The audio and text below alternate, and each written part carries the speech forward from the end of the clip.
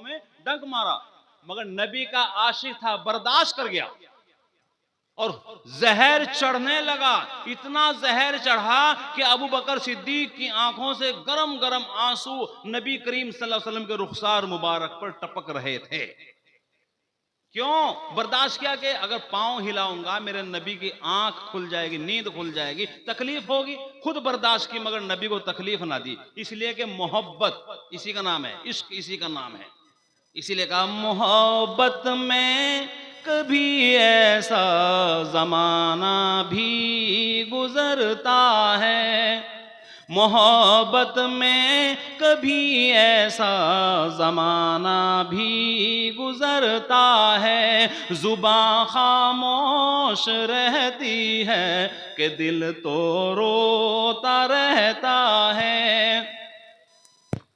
محبت میں کبھی ایسا زمانہ بھی گزرتا ہے، زباں خاموش رہتی ہے کہ دل تو روتا رہتا ہے. تو اللہ کے نبی صلی اللہ علیہ وسلم آرام فرما رہے اور سانپ انتظار میں ہے.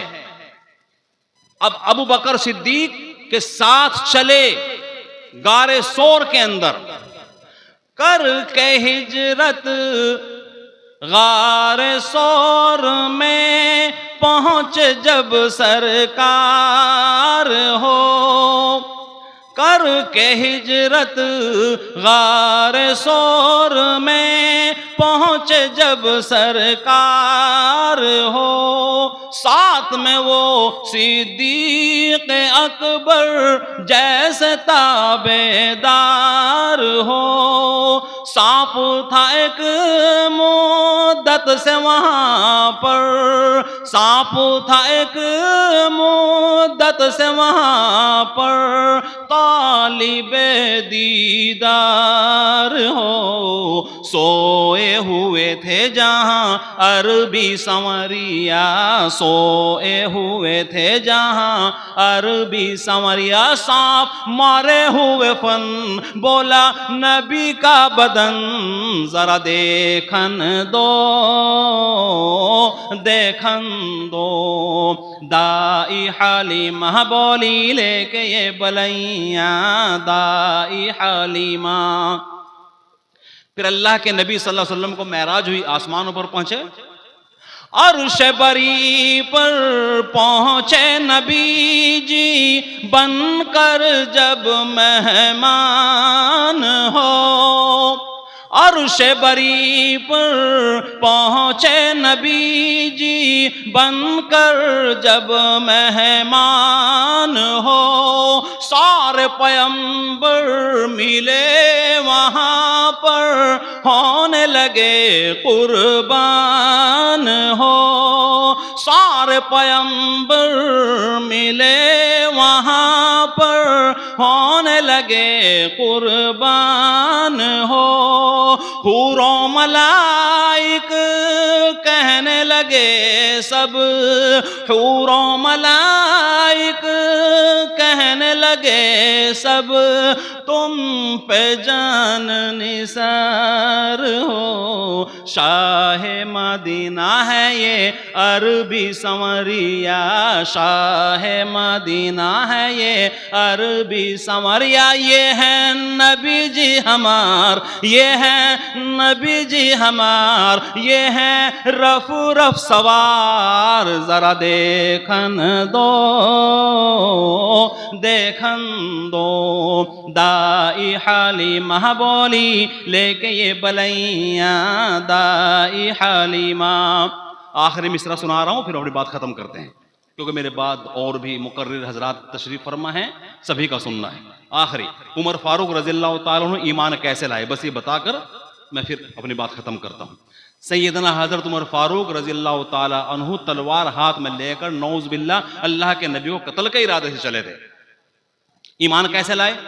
کرنے قتل چلے تھے عمر اور ہاتھ میں تھی تلوار ہو، کرنے قتل چلے تھے عمر اور ہاتھ میں تھی تلوار ہو، کھلا دروازہ آئے عمر کے سامنے جب سرکار ہو، کھلا دروازہ آئے عمر کے سامنے جب سرکار ہو، بولے عمر یا شاہد عالم آپ پہ جان نثار ہو، کلمہ پڑھا دو ماہ عربی سنوریا، کلمہ پڑھا دو ماہ عربی سنوریا،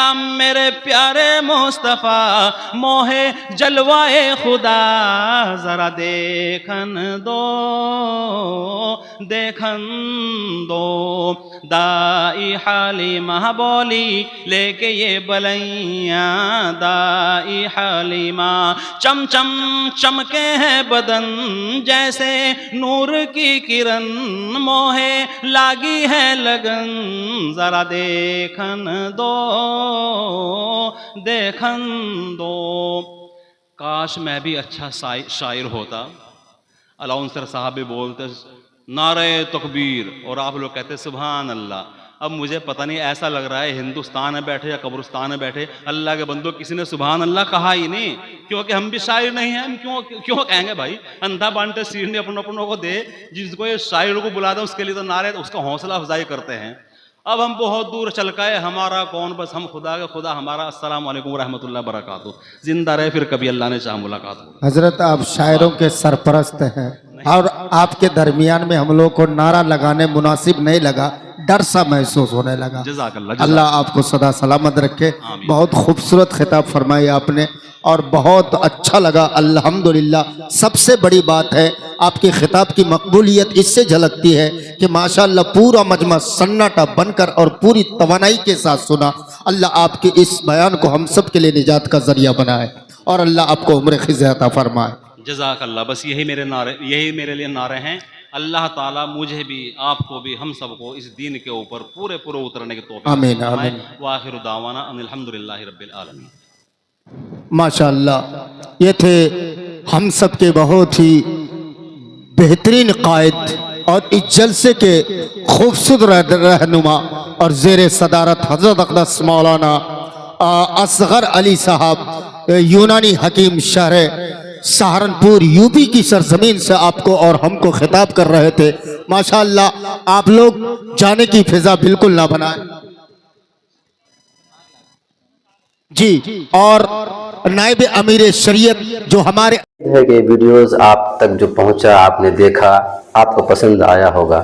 پسند آ جائے دوستوں میں ضرور شیئر کریں، اور پہلی بار ہیں سبسکرائب ضرور کریں۔ ملتے ہیں پھر دوسرے ویڈیوز میں۔ السلام علیکم۔